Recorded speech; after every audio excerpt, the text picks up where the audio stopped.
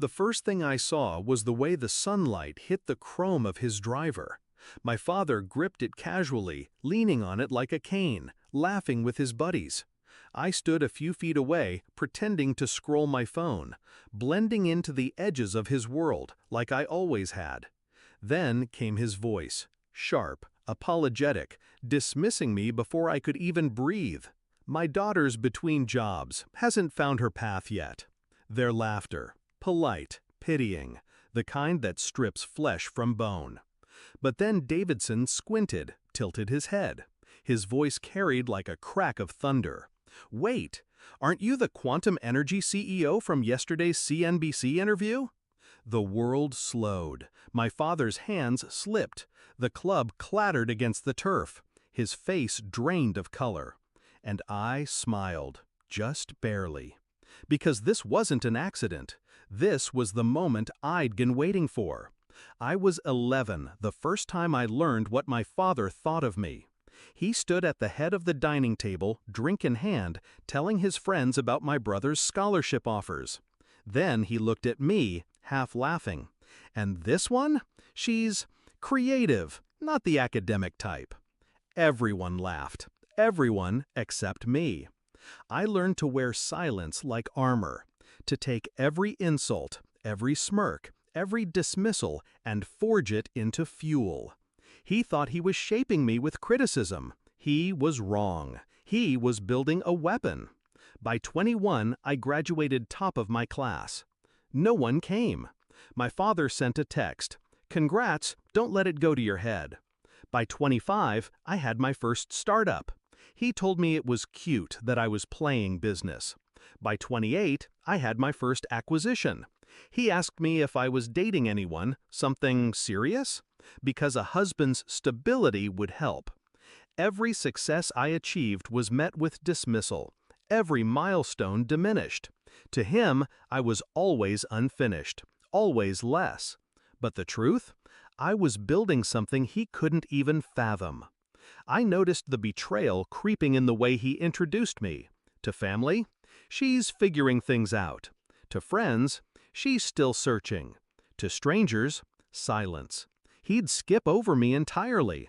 Until one evening I overheard him on the phone. "She's not like her brother. He's the one who'll carry the family name. She'll find someone to marry, eventually."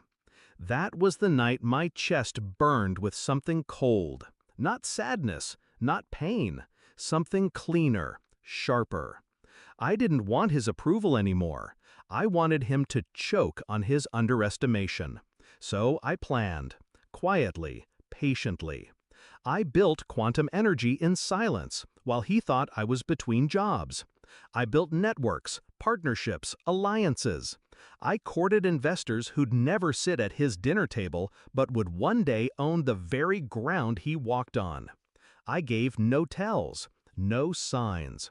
I let him believe his own fiction. I let him dig his own grave with every dismissive laugh. And then came CNBC. The night before the interview aired, I didn't call, I didn't warn him. I let the world hear me before he did.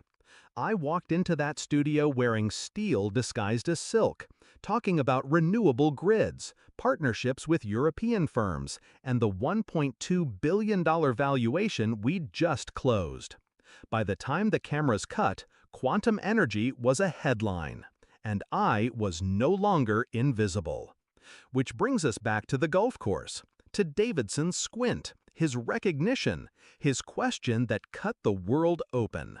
"Wait, aren't you—" My father's grip slipped. The club hit the ground. I looked up from my phone and let my eyes meet his. Not with anger, not with gloating, just calm acknowledgement. "Yes," I said, stepping forward so every one of his friends could hear. "That's me." The silence was brutal. You could hear the faint hiss of sprinklers in the distance. Davidson broke it first. "Hell of a company you've built. Your father must be proud." My father's lips parted, but no sound came out. His face crumpled into something I'd never seen before, something fragile. And I realized then, this was the moment. Not revenge shouted, Not revenge screamed, but revenge delivered. Quietly, publicly, irrevocably.